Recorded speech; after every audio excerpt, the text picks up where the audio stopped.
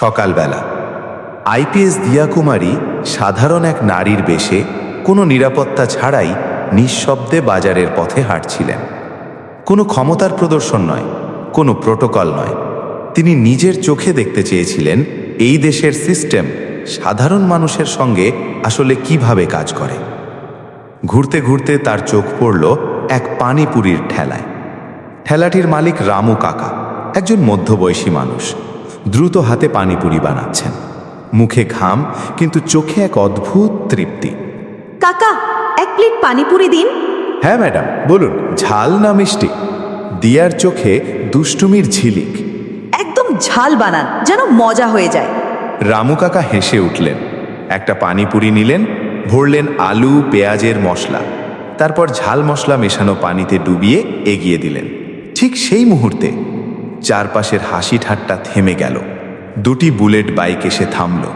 তিনজন পুলিশ, আর তাদের সঙ্গে ইন্সপেক্টর সঞ্জয় রানা। এই রামু কাকা, তোর ঠেলা আবার এখানে? কতবার বলেছি রাস্তায় ব্যবসা করতে নেই? রামু কাকার মুখ মলিন হয়ে গেল, হাত জোড় করলেন।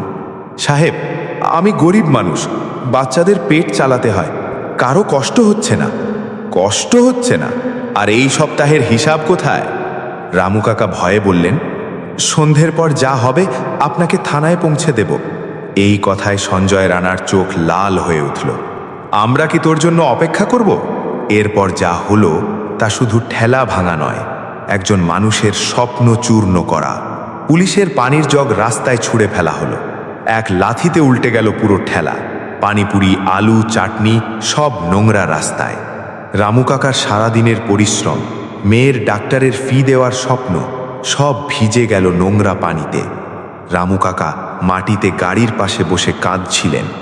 আর তখন একজন মানুষ এগিয়ে এলেন, আইপিএস হিসেবে নয়, একজন মানুষ হিসেবে। এই কেমন ব্যবহার? একজন গরিবের রোজগারে লাথি মারতে লজ্জা করে না? সঞ্জয় রানা তাকিয়ে দেখলেন একজন সাধারণ পোশাকের নারী। ওহো, সমাজ সেবিকা এসেছেন, নিজের কাজ করুন ম্যাডাম। কিন্তু দিয়া পিছিয়ে গেলেন না। কোন আইন আপনাকে এই অধিকার দিয়েছে? এটা জুলুম নয়? জুলুম, এই শব্দটাই সব বদলে দিল। খোলা বাজারে এক সজোরে চড়, সব থেমে গেল। দিয়ার গালে লাল দাগ, জনতা স্তব্ধ, রামু কাকা বাকরুদ্ধ। এবার বুঝেছ পুলিশের সঙ্গে লাগতে গেলে কি হয়? দিয়া কিছু বললেন না, শুধু চোখে আগুন নিয়ে দাঁড়িয়ে রইলেন। তাকে থানায় নেওয়া হলো, লকআপে ঢোকানো হলো। নোংরা ঘর, দুর্গন্ধ, আর দুই নারী, লক্ষ্মী আর দীপা। বোন, তোমাকে কেন ধরেছে? একজন গরিবকে সাহায্য করতে গিয়েছিলাম। এই দেশে গরিবের কোনো জায়গা নেই বোন। বুঝি, আমি শুধু নিজের পছন্দের ছেলেকে বিয়ে করতে চেয়েছিলাম। দিয়ার হৃদয় কেঁপে উঠল। এই তো সেই বাস্তবতা, যে সিস্টেমের তিনি নিজেই একজন অফিসার। ইন্সপেক্টর সঞ্জয় রানাও বাইরে এলেন, কঠিন গলায় বললেন, চল মহিলা, এখান থেকে বেরিয়ে যা। জামিন পেয়েছিস না, এখন বেশি তামাশা করিস না। কিন্তু দিয়া সেখানেই দাঁড়িয়ে রইলেন। তার চোখ পুরো পুলিশ স্টেশন জুড়ে ঘুরছিল। কিছু দূরে এক বৃদ্ধা মহিলা কাঁদছিলেন, হাত জোড় করে বলছিলেন, সাহেব, আমার ছেলেটাকে ছেড়ে দিন, সে নির্দোষ।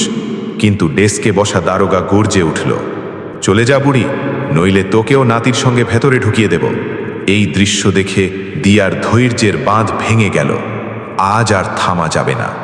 এই, দাঁড়িয়ে আছিস কেন? চলে যা। দিয়া গভীর শ্বাস নিলেন, ধীরে সঞ্জয় রানার দিকে ফিরলেন। ইন্সপেক্টর সঞ্জয় রানা। এক মুহূর্তে সঞ্জয় রানা থমকে গেল। সে ভাবল, ও আমার পুরো নাম জানে কিভাবে? দিয়া এবার তাকালেন। Constable Ronak Singh, constable Verma, constable Shinde. চারজনের মুখ ফ্যাকাশে। সোনাম অবাক হয়ে গেল, এ কি হচ্ছে? দিয়া ধীরে তার শাড়ির আঁচল থেকে একটি সাধারণ মোবাইল ফোন বের করলেন। পুলিশ ভেবেছিল সে কাউকে ফোন করে ডাকছে। সঞ্জয় রানা চিৎকার করে উঠল, এই, ফোনটা কেড়ে নাও। কনস্টেবল রনাক সিং এগোতেই দিয়া আঙুল তুলে বললেন, তোমার জায়গায় দাঁড়াও। রনাক সিং যেন মাটিতে গেঁথে গেল। দিয়া স্পিকারে নম্বর ডায়াল করলেন। রিং বাজল। Commissioner office. কমিশনার সাহেবের সঙ্গে কথা বলান। বলুন, আইপিএস দিয়া কুমারী লাইনে আছেন। ফোনের ওপাশে কাপা কণ্ঠ, জি ম্যাডাম। 1 মিনিট। কয়েক সেকেন্ড পর ভারী কণ্ঠ, দিয়াজি আপনি ঠিক আছেন?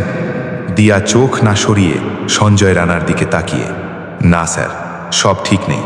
আমি এই মুহূর্তে হারিপুরা পুলিশ স্টেশনে। গত রাতটা আমি আপনার লকআপে কাটিয়েছি। ফোনের ওপাশে নীরবতা। লকআপে? ম্যাডাম, আপনি মজা করছেন? না স্যার, ইন্সপেক্টর সঞ্জয় রানাকে জিজ্ঞেস করুন। তিনি গত রাতে আমার গায়ে হাত তুলেছেন, হ্যান্ডকাফ পরিয়ে আমাকে আটকেছেন। আমি চাই আপনি অবিলম্বে ইন্টারনাল অ্যাফেয়ার্স টিম নিয়ে আসুন এবং এসপি সাহেবকেও সঙ্গে আনুন। এই থানায় অনেক নোংরা জমেছে। জি ম্যাডাম, 5 মিনিটে পৌঁছাচ্ছি। ফোন কেটে গেল। পুলিশ স্টেশনে মৃত্যুসম নীরবতা। সঞ্জয় রানার মুখ সাদা, হাত কাঁপছে। ম্যাডাম, আপনি কে? দিয়া এক ঝটকায় চুল ঠিক করে 2 পা এগিয়ে, আমি দিয়া কুমারী, এই জেলার আইপিএস অফিসার। এই দুটি শব্দই ছিল সঞ্জয় রানা ও তার সঙ্গীদের জন্য মৃত্যুদণ্ডের আদেশ। লাথি হাত থেকে পড়ে গেল। রানাক সিং পাথর হয়ে দাঁড়িয়ে রইল। সোনামের ক্যামেরা চলছেই, এটা শতকের খবর। সঞ্জয় রানা, ম্যাডাম, আমরা ভুল করেছি। দিয়া থামিয়ে দিলেন। দাঁড়াও ইন্সপেক্টর। ঠিক তখন সাইরেন, একটার পর একটা গাড়ি। পুলিশের সকলে দৌড়ে ভেতরে ঢুকল। স্বদেখী একটা সাধারণ শাড়ি পরা নারী, গালে চড়ের মিল দাগ, চুল এলোমেলো। এসপি স্যালিউট করলেন। ম্যাডাম, কি হয়েছে? দিয়া পুরো ঘটনা বললেন, রামু কাকা থেকে শুরু করে লকআপ পর্যন্ত। এসপি ও কমিশনারের মুখ লজ্জা আর রাগে লাল। সঞ্জয় রানা হাঁটু গেড়ে, ম্যাডাম মাফ করে দিন। দিয়া চিৎকার করে উঠল, এইটাই তো সমস্যা। তুমি আমাকে মেরেছ কারণ আমি সাধারণ মহিলা মনে হয়েছিল। লকআপের দিকে ইশারা। দিয়া বললেন, এই মহিলাদের কি অপরাধ? এই থানায় জুলুম চলছেই। সোনাম সব লাইভে দেখাচ্ছিল।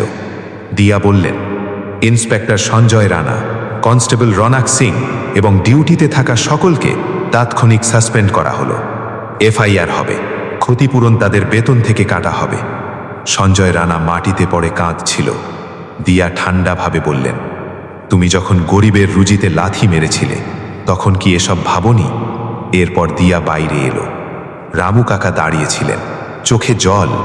দিয়া বললেন, আপনার ঠেলা আবার বসবে, লাইসেন্স পাবেন। আজ থেকে কেউ ঘুষ চাইবে না। রামু কাকা কেঁদে ফেললেন।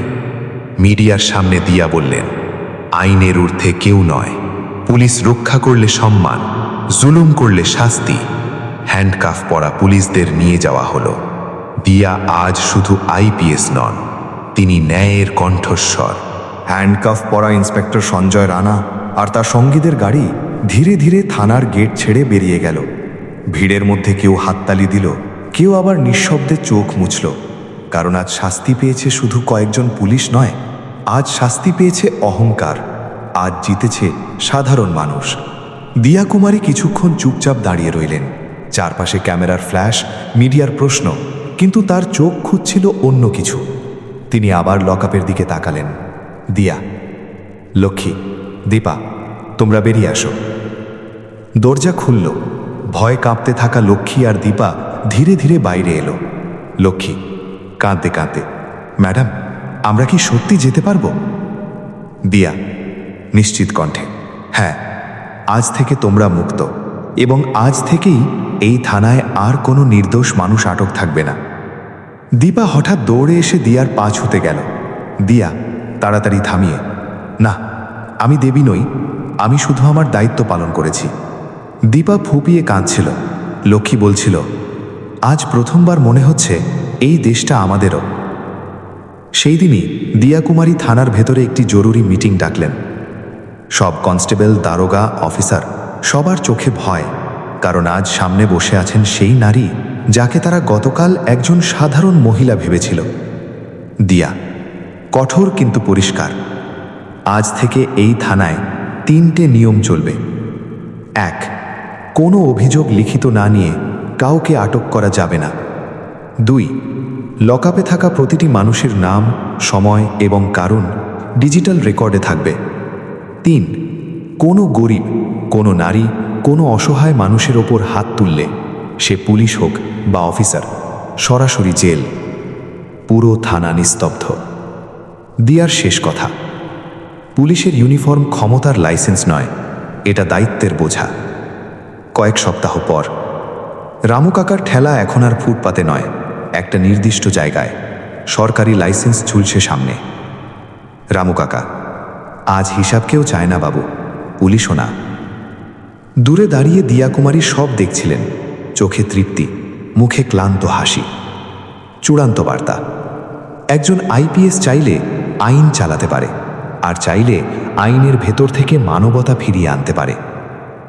গভীর ভয়েস, এই গল্প কোনো একজন দিয়ার নয়, এই গল্প সেই সব মানুষের যারা প্রতিদিন চুপচাপ অন্যায় সহ্য করে।